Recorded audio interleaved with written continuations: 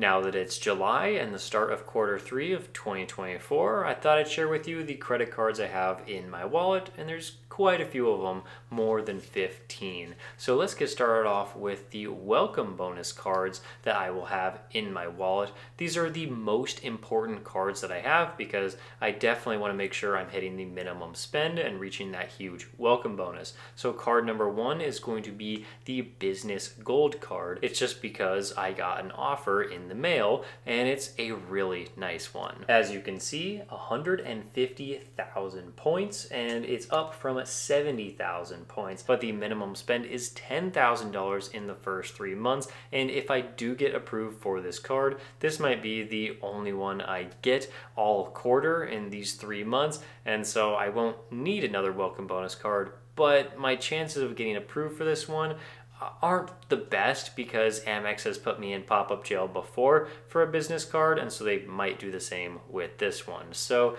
in case I don't get approved, I do have 2 backup cards that I would like to get, and one of them is the United Business card. I already have the United Business card, but my wife can always apply for it, and most likely she will be approved for that one. Right now the welcome bonus is a 75,000 United miles when you spend $5,000 in the first 3 months, and the annual fee of $99 is waived in the first year. So it'll be really nice to get a ton of United miles without even paying an annual fee in the first year. I just used a ton of United miles on my last trip, and I don't really have any at the moment, so it'll be nice to get 75,000 more miles into our accounts. And since the minimum spend is so much lower on the United card than on the Business Gold card, I'll probably have time to sign up for one more before the end of September, and I'll probably look at the Chase Aeroplan card. It has a welcome offer of 70,000 points when you spend $3,000 in the first 3 months. So this is definitely something I'm looking at, and I also really like the card and want to try it out because Air Canada miles are so valuable to me in my situation, and there's a pay yourself back feature that I really want to try out, and I'll explain more about that if I actually end up getting this card in a couple months. I don't want to talk about the welcome offer cards too much in this video because later on, about in a week or two, I do want to post a credit card roadmap that I've been working on to determine the next cards I'm going to sign up for in the next 6 months or so. Let's move on to the next cards that are going to be in my wallet, and these are the rotating category cards. The first one is the Chase Freedom Flex that gets 5% cash back in rotating categories, and you can also use your cash back and convert them to travel points if you have a annual fee Chase Ultimate Rewards card. So the 5% categories for this month are going to be gas stations, EV charging, select live entertainment,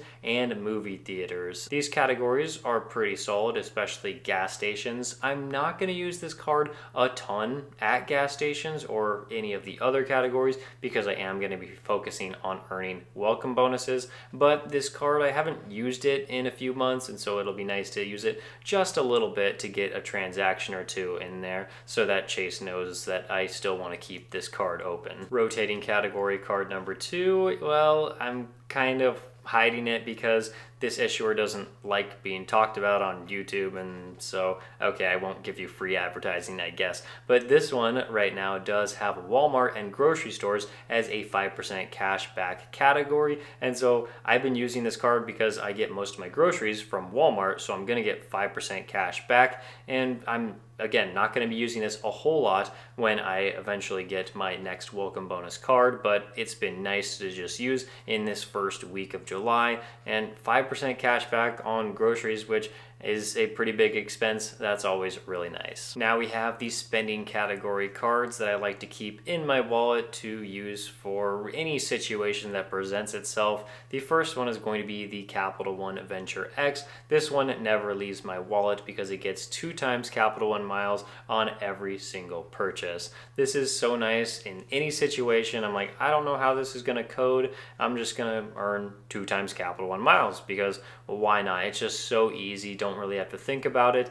And this card is also in my wallet for a few travel purchases I have coming up. I just want to test out the feature where you can cover your travel purchases at 1 cent per point through the Capital One website. I have never tested this out, and so I just want to see how I feel about getting 1 cent per point with that. It's not a great redemption at all, but I just want to see how it feels to have my purchases covered with Capital One miles, and I don't actually have to pay off that purchase when the statement comes due. Next up is the Capital One Saver One. This is a staple in my wallet. It never leaves because it does get 3% cash back in dining and groceries, but what I've been using it for mostly is the 10% cash back on Uber and Uber Eats purchases. This is just a very solid card for that. To have a no annual fee card, get 10% cash back in these categories, well, that's amazing. And even though that is expiring, I believe in November, it's still great to use it for now. Next up is the Hilton business card. I've been staying in quite a few Hiltons lately, and whenever I do end up paying cash, it's nice to have a Hilton credit card to get 12 times points specifically on this Hilton business card, or it's slightly different depending on which Hilton card you have. There's a $60 statement credit on the Hilton business card, and I thought I was going to be using that up very early on in quarter 3, but it turns out they charged my card at the very end of quarter 2, not when I actually checked out in quarter 3, so I didn't end up using that $60 statement credit, but I'll most likely stay in a Hilton by the end of quarter 3. Hopefully I will, and then I can just use this card and save $60 on that stay. Then we have the AMEX Amazon Business Prime card, and I actually took it out of the envelope for this video. I haven't even try to take the sticker off or anything like that. This is a card that I got for the $200 gift card as a welcome bonus when you get approved for this one. This is something that I really wanted to get because that's the highest offer I've ever seen on this card, and so I will be using that $200 Amazon gift card, and then after that 5% cash back on Amazon when I use this card. I don't know, I still haven't done an unboxing video of this card yet. Let me know if you want that. Then we have my wife's Amex Business Gold card. This is the same one that I talked about early on in the video, the very first one that I'm going to be applying for.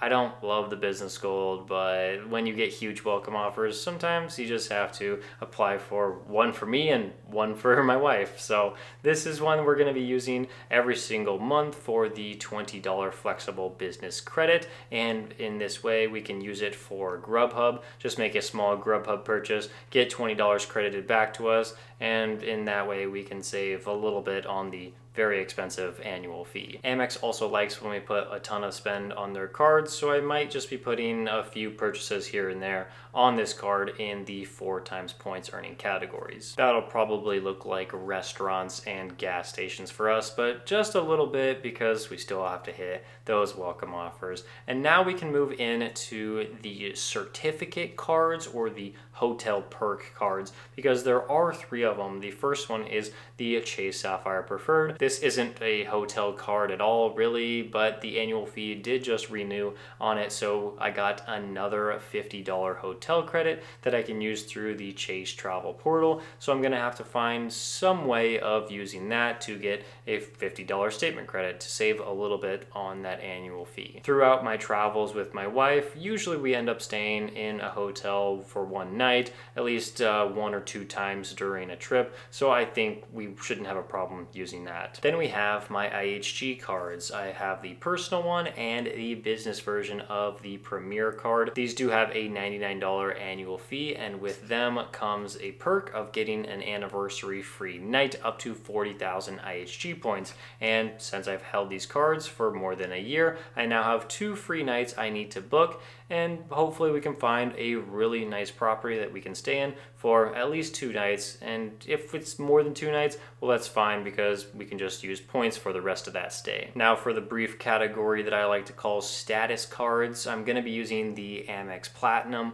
for this, just to get into Centurion lounges and a couple other lounges around the world. And this doesn't really get used too much in terms of spending for me. I mean, it does earn 5 times points on flights, and I might use this card to pay for some taxes and fees for maybe an award booking here and there, but I mean, I really don't pull out this card to use it for really any purchases. I have my other travel cards that I always keep in my wallet when I'm traveling internationally. We have this global entry card, and I mean, I don't really actually have to use this card or pull it out of my wallet when I'm coming back to the US, but it's always nice to have in there just in case for some reason there's an issue at global entry, because I don't want to have to go through the normal customs line. And then I have the Fidelity Cash Management account card. This one I use for ATMs worldwide, and I get the ATM fee reimbursed into my account, and in that way I can save so much money when I'm traveling, because I can just pull out cash from any ATM I want